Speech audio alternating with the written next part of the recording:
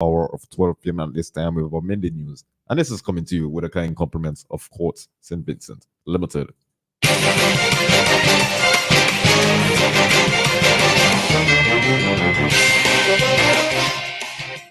Good afternoon and welcome to WEFM's Midday News, brought to you with a kind compliment of Court St. Vincent Limited. St. Vincent and the Grenadines, get ready for Love Notes, Love and Laughter on the 3rd of August, 7 p.m. Join us as we transform the Victoria Park into a theatrical marvel featuring the one and only King of Jamaican comedy, Oliver Samuels and Friends.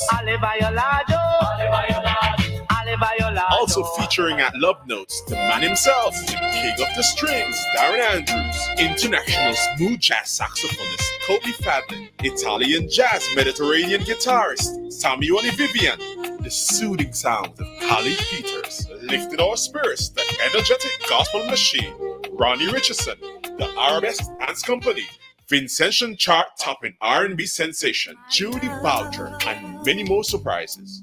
Tickets available at Courts Kingstown, Randy Supermarket Arnesville, Imperial Pharmacy Kingstown, The Sale Joshua Center, Super Health Pharmacy 1 and 2. Welcome back to WEFM's Midday News, brought to you with a kind compliment of Courts St. Vincent Limited. I am your presenter, Rajiv Providence. First, on the local scene, great progress is being made on the hurricane-devastated island of Kanawan, with cleanup efforts nearly finished and repair work on the island schools already commenced. This was disclosed by Prime Minister Dr. Ralph Gonsalves during a call to WEFM's Issue at Hand program, where he provided updates on various aspects of SVG's recovery efforts post-Hurricane Beryl.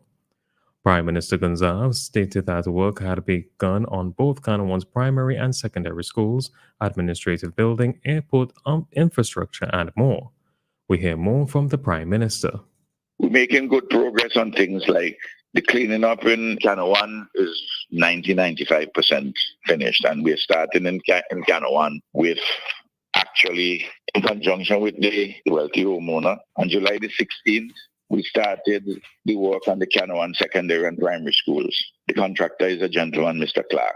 On the 17th, the Kanawan administrative building. The contractor at that administrative building is Mr. Snack. The work on the fencing at the Kanawan airport has started, and work on the roof was to have started on Thursday the 18th. As soon as the administrative building is done, the Kanawan clinic will be addressed. And as soon as Mr. Clark finishes with the primary schools, he will start the doctor's quarters. That was the Prime Minister, Dr. Ralph Gonsalves, speaking on WEFM's Issue at Hand program. The Prime Minister said that persons are working tirelessly to ensure work is completed as soon as possible, with construction professionals from as far as Romania on the project. Following the passage of Category 4 Hurricane Beryl, the villages in Kanawan sustained immense damage and even destruction to housing and public buildings, preliminarily assessed as at 90%, with the world-class marina and associated facilities in the south of Kanawan being severely compromised. There will be an increase in vector control activities to combat mosquitoes in the southern Grenadines, Bequia, as well as mainland St. Vincent. The recent passage of Category 4 Hurricane Beryl, which brought severe damage to St. Vincent and the Grenadines, has also resulted in an increase in mosquito breeding sites.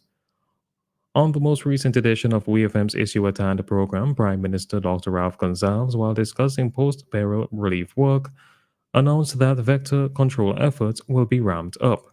We hear more from the Prime Minister. We're using equipment to clean the place and to treat it for mosquitoes. And there's a team which has been put in place to assist with the fogging for mosquitoes. By the way, yesterday I gave instructions for the Ministry of Health to hire Mr. Nash to mobilize, to supplement the work done by the environmental services to do the fogging of the mosquitoes throughout the whole of the southern Grenadines, and also in Bequia and for the environmental services to be doing work in St. Vincent.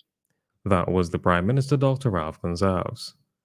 Member of Parliament for the Southern Grenadines during the Thursday, July 18th session of Parliament had called for urgent action to deal with a mosquito problem in the southern Grenadines after the devastation caused by Hurricane Beryl on July 1st. Jamaica, which was also adversely affected by the passage of Hurricane Beryl, has also announced an increase in its vector control activities following an increase in mosquito breeding sites.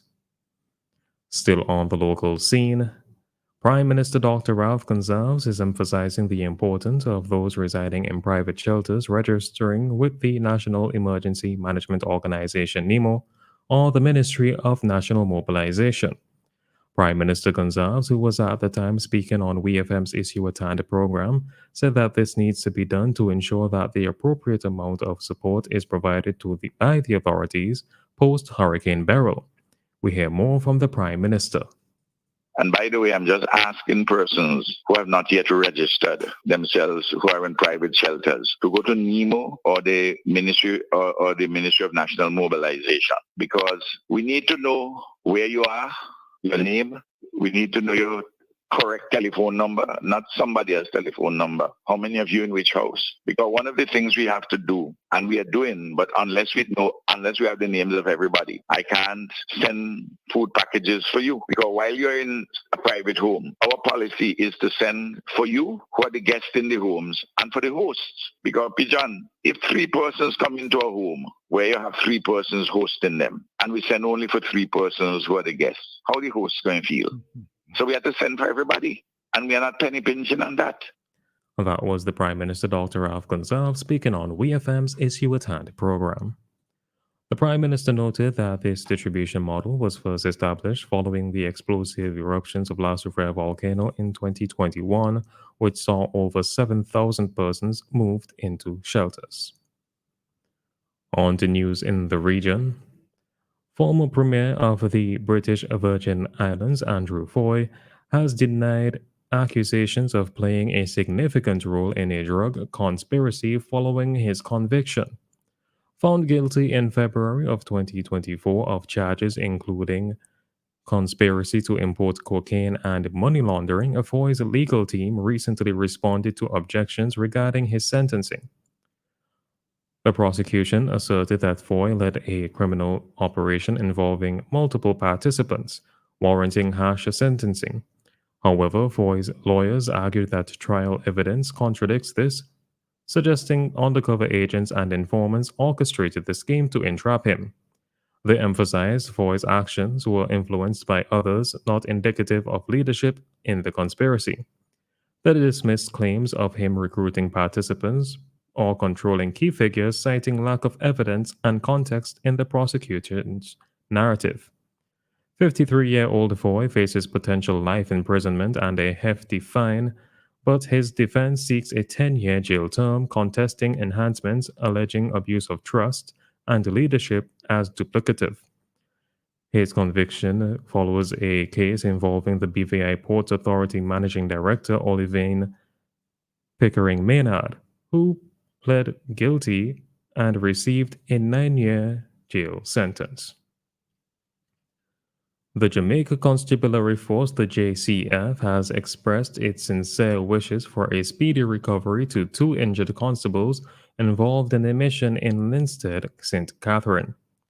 Our thoughts and prayers are with them and their families during this challenging time. Their remarkable courage and dedication while protecting and serving the citizens of Jamaica have not gone unnoticed, the High Command said on its social media page.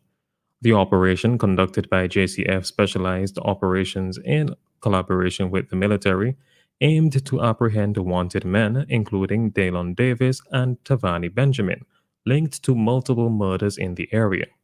The suspects fired at police during the operation, resulting in the fatal shooting of 2 unidentified gunmen. Recovered from the scene were 2 Taurus 9mm pistols, ammunition, and a firearms accessory.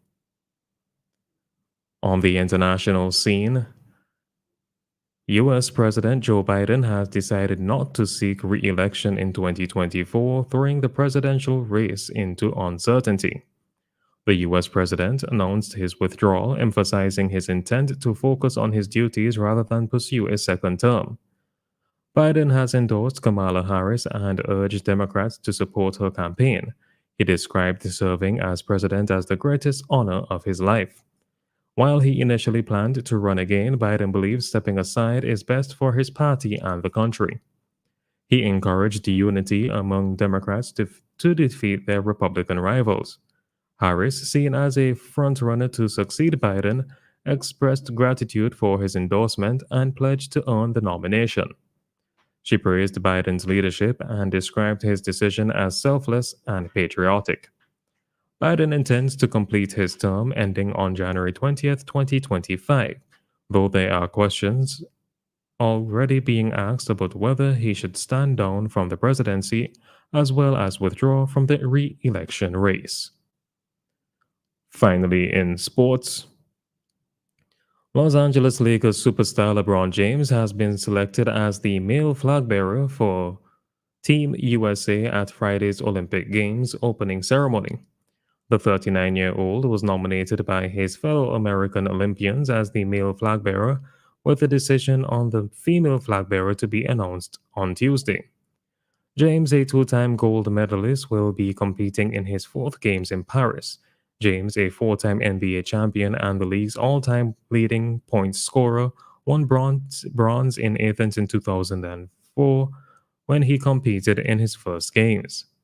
The American won gold for the first time in Beijing 4 years later and added another in London 2012.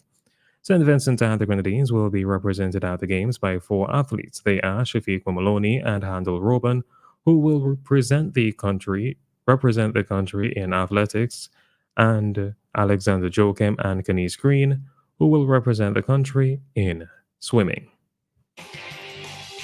This has been WEFM's Midday News. I have been your presenter, Rajiv Providence.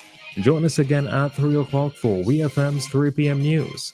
WEFM's Midday News is brought to you with the kind compliment of Court St. Vincent Limited. Hassle-free loans for your every need. Courts have you covered, best believe. Courts Ready Cash is for everyone. Not to worry, fast approval. Hurry up and come. We got it all. We on the go. Courts Ready Cash, you already know.